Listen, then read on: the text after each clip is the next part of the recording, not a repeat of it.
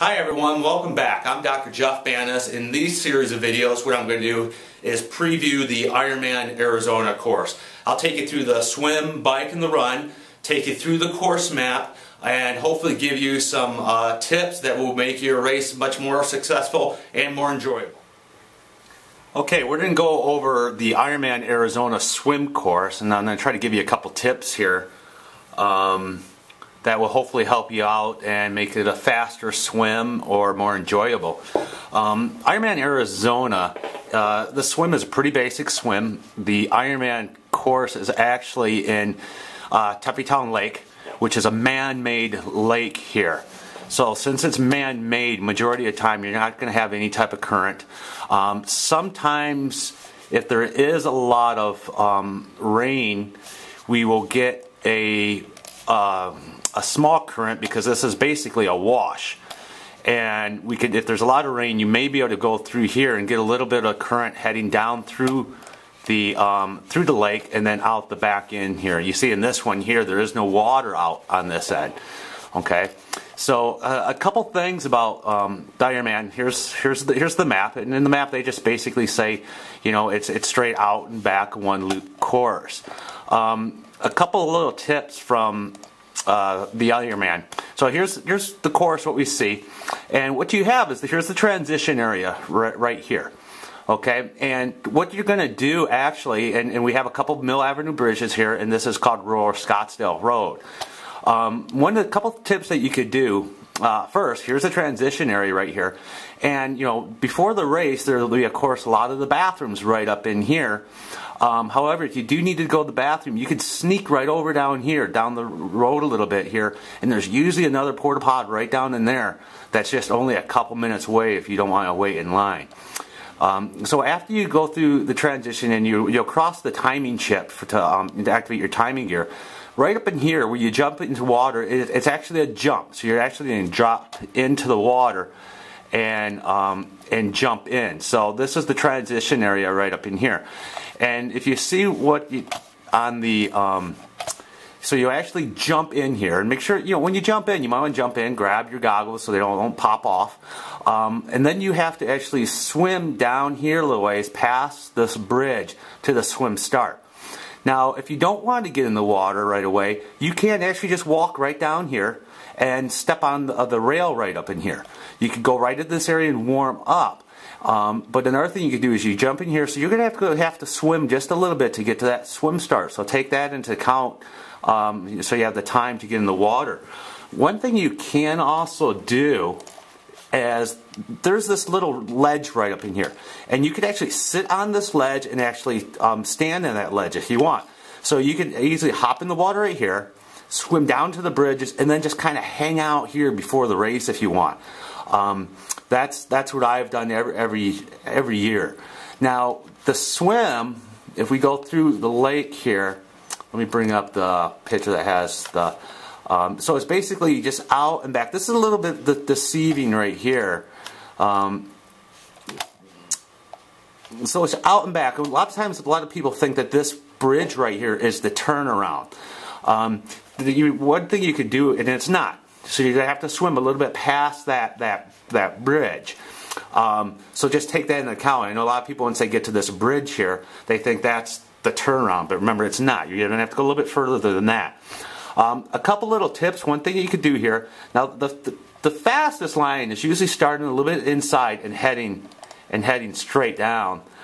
So if you'd start right up on this side here and head straight down, and if you swim direct, you'll be swimming directly into the sun. So you might want to wear some goggles that block the sun. But that's something you could sight off of too. It's just swimming directly into the sun will typically get you a good line. Another thing, if you're a little bit nervous about the swim or have some anxiety, you could hang out right here at the edge and swim all along this ledge. You could sight that way. If you get any type of anxiety, if you really want, you could just swim right to the edge right there and hang out at that little ledge there. So let me take this down a little bit more here and just kind of get you a better view.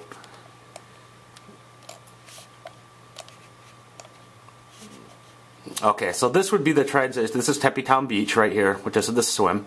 I mean the transition area. So you would jump in right here, swim up here, and then you can just hang out along here to go. And now the water is usually pretty nice. It may be a little chilly depending on the rainfall, but we don't get a lot of rainfall. But one thing you might want to do if it is particularly cold, you could go to like a bike shop and get like a warming gel, and that will also be able to keep you a little bit warm. But if you have a little anxiety, what you can do, you could just hang on to this wall the entire way. But one of the things that you're going to want to watch is you see how that does bend. So if you're just hanging out right here along this wall, you're going to end up dipping down here a little bit. It does get a little bit congested that first beginning right here until it opens up right up in here. But if you have some anxiety, you could go ahead and go along that wall. So you can just kind of swim over to this wall and take a break and rest if you need to.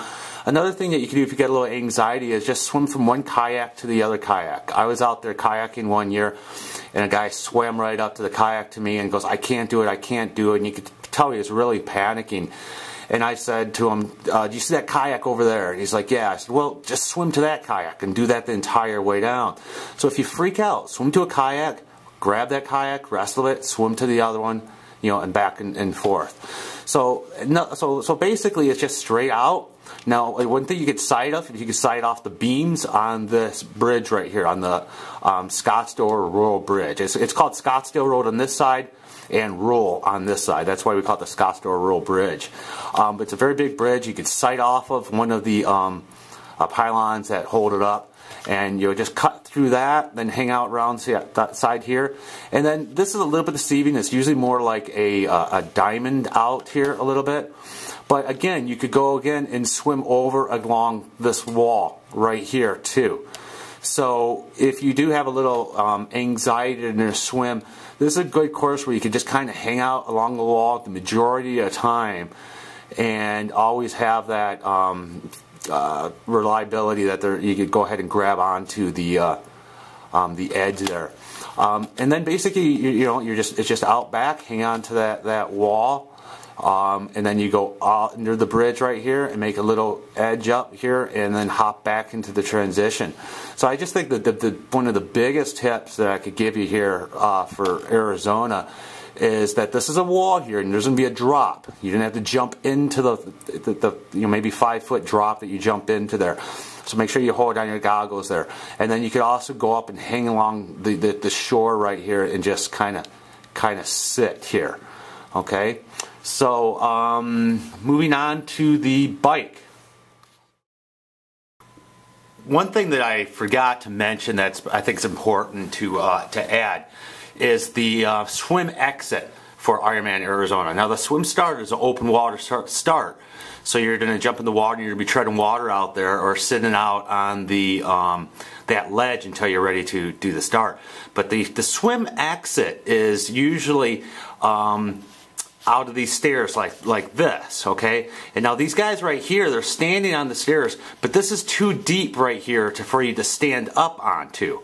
Okay, so this is actually probably like, I don't know, 5, 6, 7 feet of water or so right here, and the ladders go right into this. So when you swim up to this, you just can't simply stand up.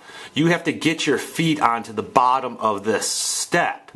And so there's a few ways to do that. So everybody's coming up in here and you see you're swimming up in here, and ideally what you'd want to do is when you swim up to this thing, like a lot of people just come up and they'll just grab onto this right here and start trying to climb up on themselves, but there's nothing down here for their feet to grab a hold of. This guy here has got his foot up on the first step. Now ideally the best way to exit this thing, especially after you've been swimming for 2.5 miles, is just swim right up to this, float onto your back, put one of your feet on the first step right here, reach out and grab your hand, extend it to one of these swim exits, and you just lean back. And if these guys know what they're doing right up in here, what they'll do is they'll just lean back and pull you right out of the water. Then you could grab a hold of it. This guy right here, he's trying to do it. He's holding on to the railing here, and this person's trying to, but I'm sure this person took a lot of work just to get to this position. So you got a couple options. Ideally, you try to find some place where you can practice this, but you're going to swim. Some people swim right up, and they just climb right up in here, but you got to use your upper body to get up on that. The other issue is swim right up in here, put one foot on the step, lean back, extend your hand to one of these swim volunteers, and they should lean back and pull you right up. Okay? Now on to the bike and run.